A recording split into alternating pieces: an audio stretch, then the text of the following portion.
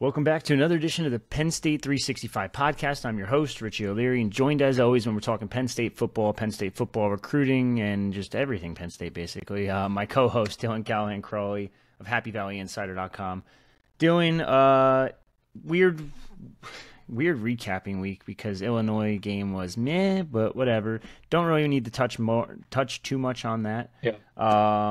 I guess I'm going to ask you first off the question that everyone wants to know: are they going to get a new kicker this week?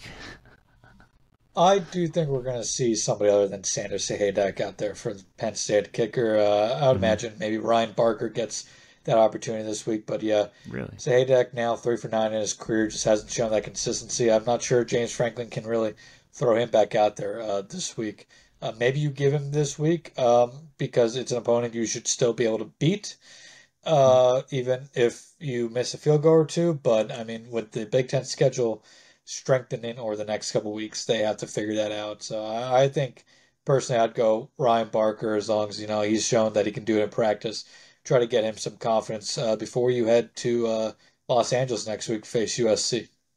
See, I find that kind of interesting, just because I know we've heard like really good things about Ryan Barker this offseason Right. and his leg strength, accurate.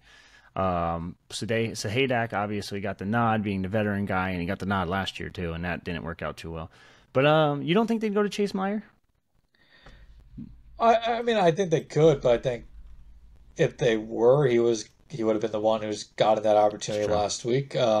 He he for whatever reason, just seems like he hasn't made that transition smoothly yet to Penn State, which, That's fair. unfortunate for him because he had a phenomenal season last year. Mhm. But yeah, it just doesn't seem like that has been the smoothest transition for him, at least compared to what Barker and Sahaydak have been able to do in practice. That's fair. Let's move on a little bit. Let's talk about this UCLA team. Yeah, Worst team in the Big Ten. I don't think there's a question.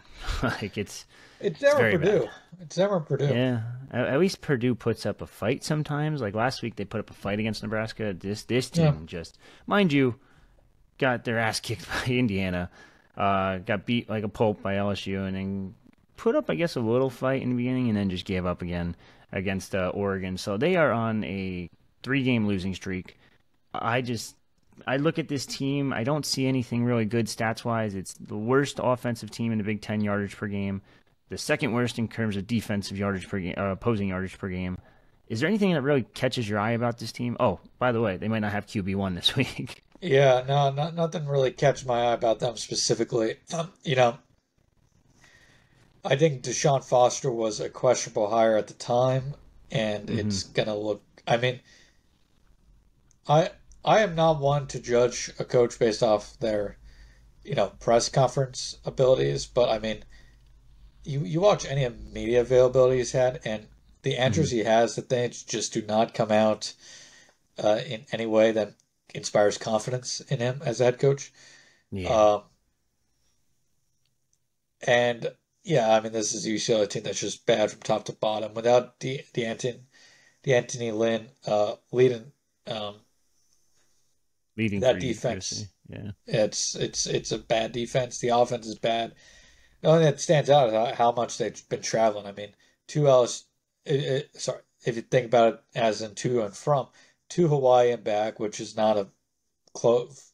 Even though it's LA, it's still a far trip. Hawaii and back, Hmm. LA to LSU and back, uh, and now they will be going LA to Penn State and back. I mean, those are three very very long distance um, flights for them.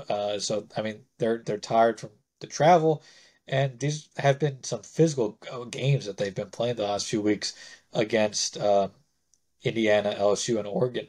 So I think this is just a team that's beat to a pulp right now, and yeah, there's just nothing that really jumps out on offense or defense about them. This is a game where Penn State, they're a 28-point favorite, should cruise to a victory.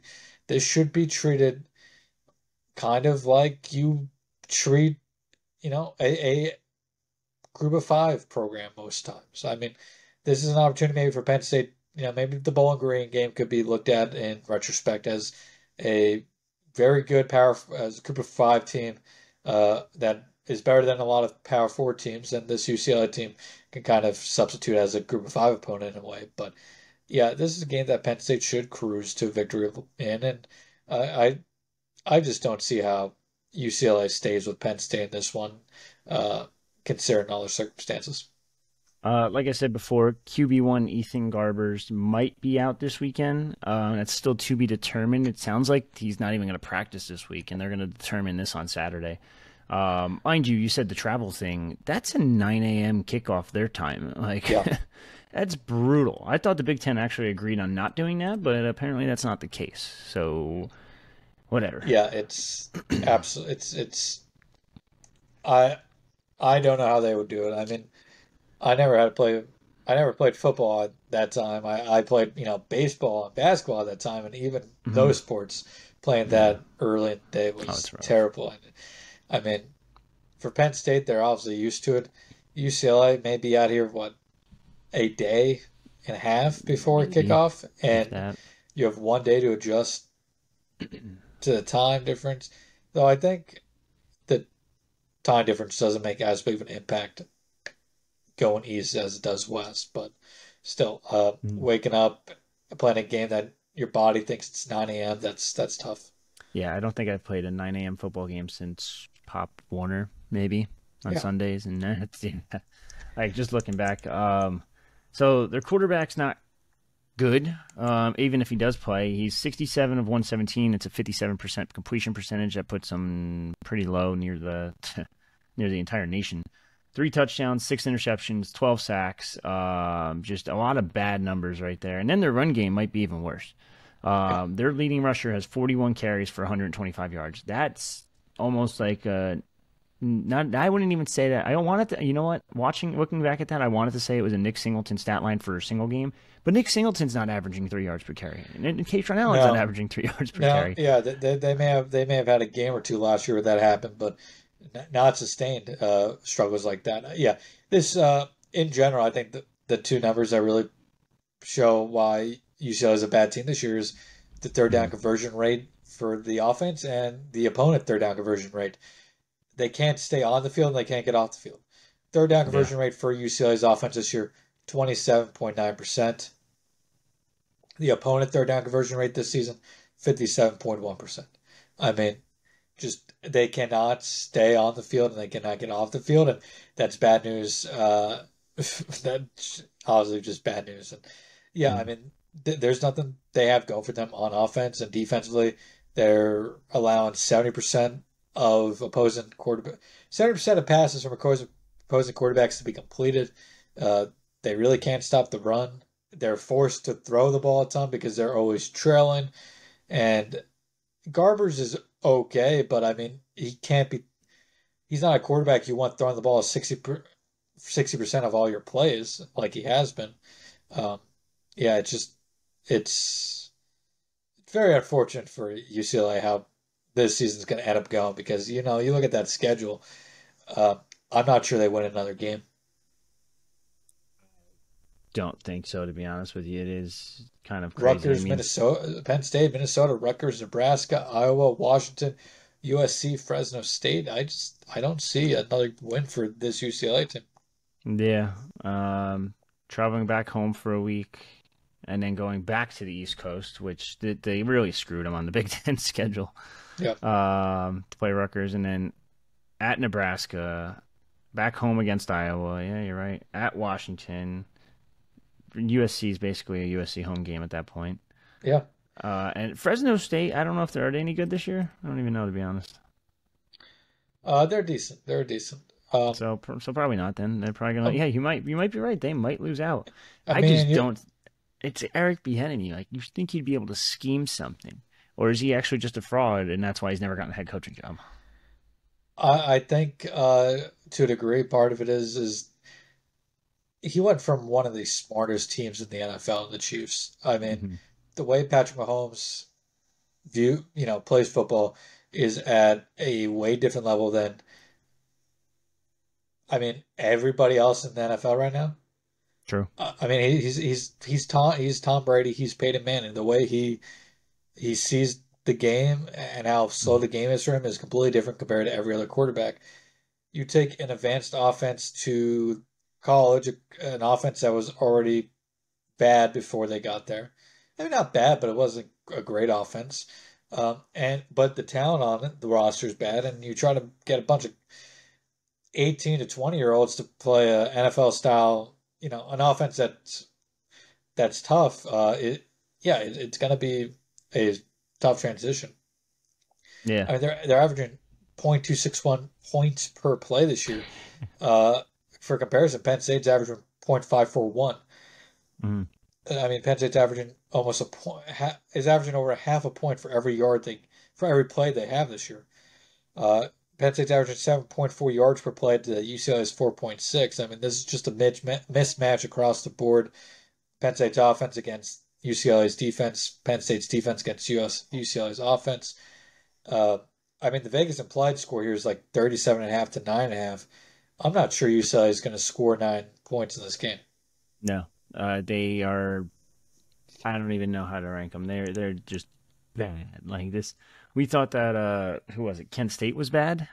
This team's bad. Like I don't know that it's between those two. They're bad teams. And I know PFF grades aren't the end all be all, but their pass blocking grade is among the bottom 9 in the country, and that's including all 134 FBS teams.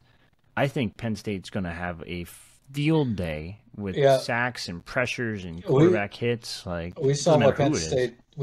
State did to a okay but not good Illinois offensive line this week. Mm-hmm. Um, this UCLA offensive line's worse than A that, lot worse. and by a lot. So yeah, I mean, I think I start the over under for Penn State sacks in this game at 5 at least. I mean, but they Yeah, had 7 at against least. Illinois. Yeah. Maybe UCLA kind of does, the old we're trying not to get our quarterback killed in this game and try to run the ball and just run the clock out late. But Mm-hmm. uh, I mean, you saw what Penn State was doing in that second half against Illinois when Illinois was forced to throw on the ball. They were teeing off. Yeah. And we haven't seen that out of Penn State's defense yet this season, but no opponent this season really gave them the opportunity to do so like Illinois did last week. But this is a UCLA offense that has been throwing the ball again 60% of the time this season. That should give Penn State's defensive line plenty of opportunities to get into the backfield this weekend. Yeah. There's not really much else to dive into because Penn State has the advantage just about every position group, to be honest, up and down the rosters, up and down the depth chart. Like I Yeah, just don't see any type of advantage for UCLA in any aspect of the game. Maybe they have a better field goal kicker because he's 5 of 5, and that's about it. yeah, yeah, Maybe. absolutely. I mean, I think the one thing you have to give Garbers credit for he does play is he doesn't throw. Uh, Compared to his attempts overall, he doesn't throw a ton of interceptions. He's usually pretty safe. Mhm. Um, I think the number is about 5% of his passes are intercepted, so not a great number, but not a terrible number either.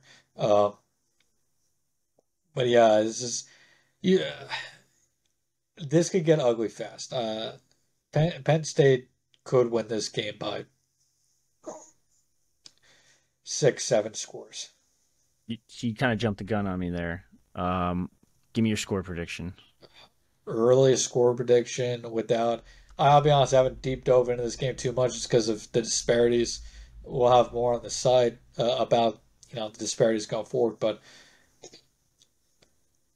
I So would say right now mine, 42-6.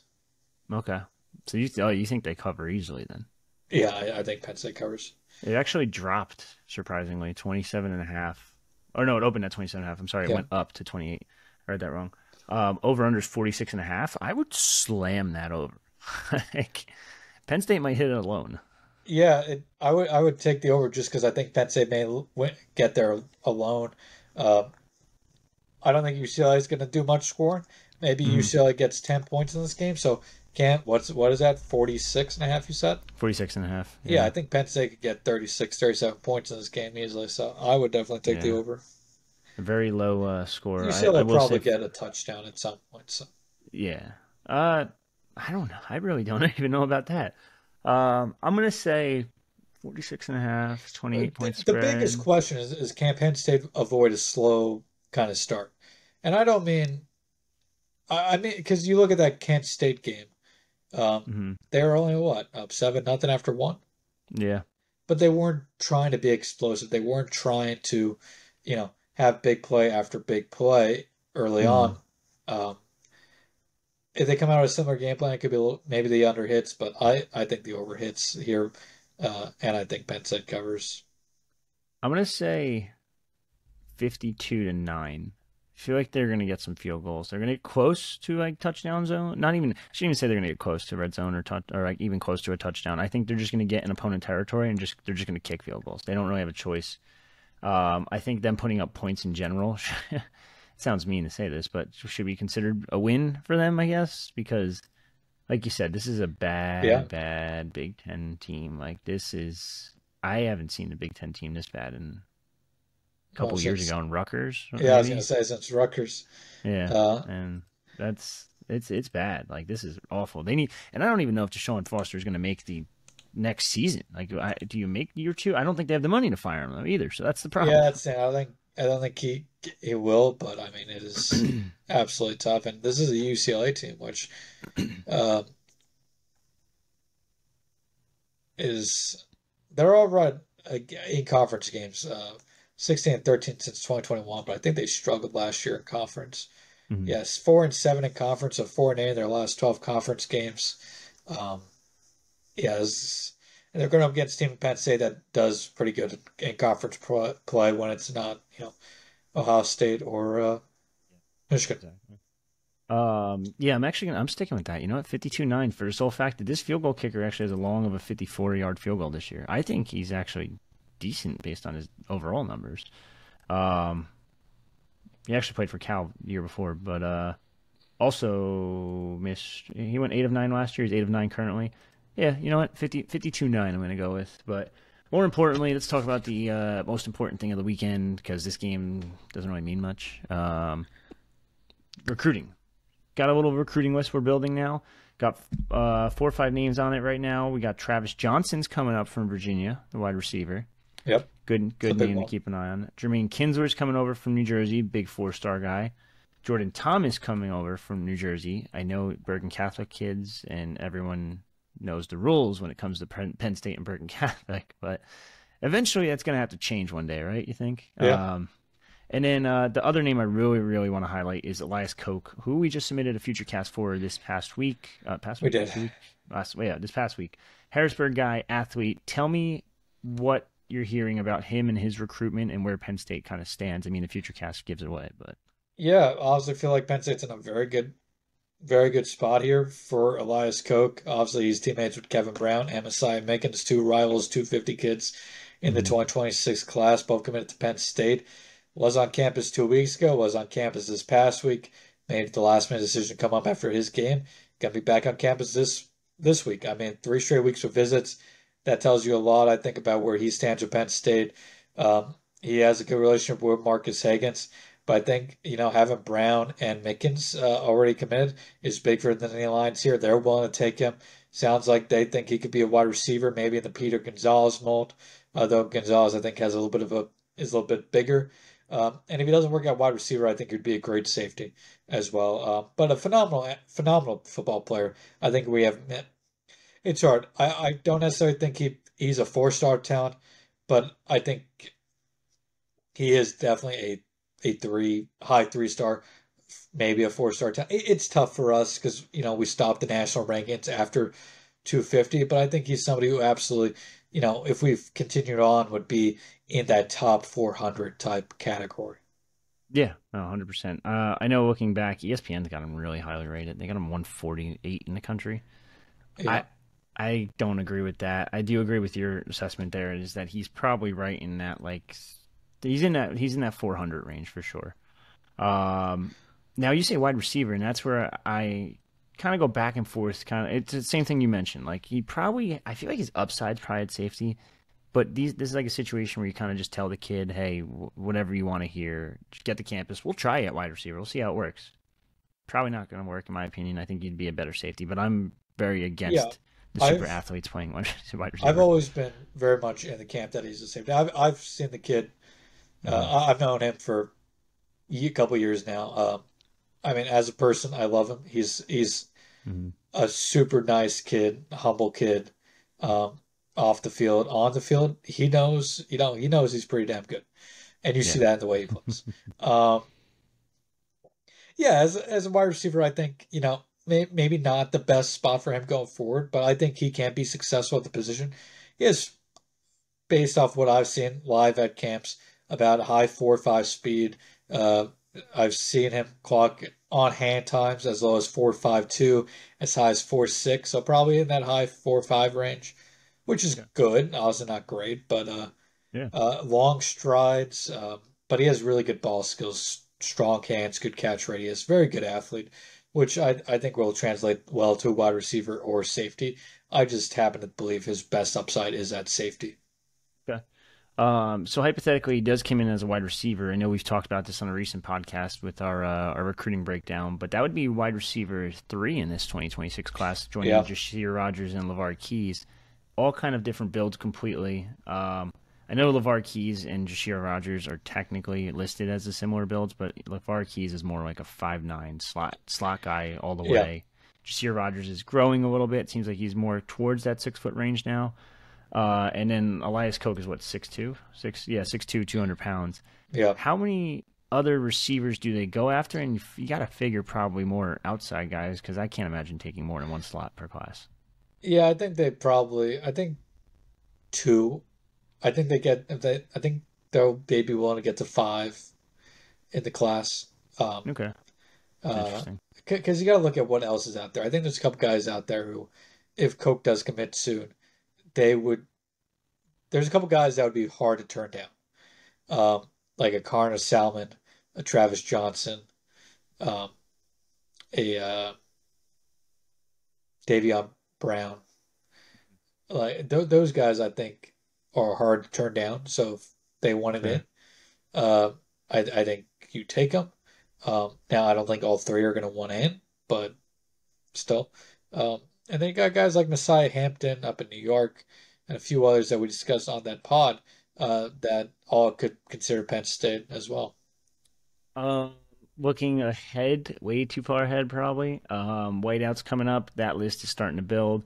Yeah. There's only one real big name I want to talk about, and that's a guy that's actually going to be on campus before the whiteout. He's going to be at the Ohio State game, and then he's going to be at the whiteout, and Matt Sieg. Um, where does Penn State kind of stand with him? Are we close to a future cast with that one? Uh, yes and no. Yes and no. I think from my perspective, yes, I think Penn State is in a very good spot for him. I think they're the team to beat for him right now. Hmm. But I'm not yet confident enough to put in that Penn State FutureCast. But I definitely could see him joining this class at some point over the next couple months. Not saying that's going to happen, but definitely you look at how much he's visited Penn State compared to other places. Definitely seems like Penn State has a, a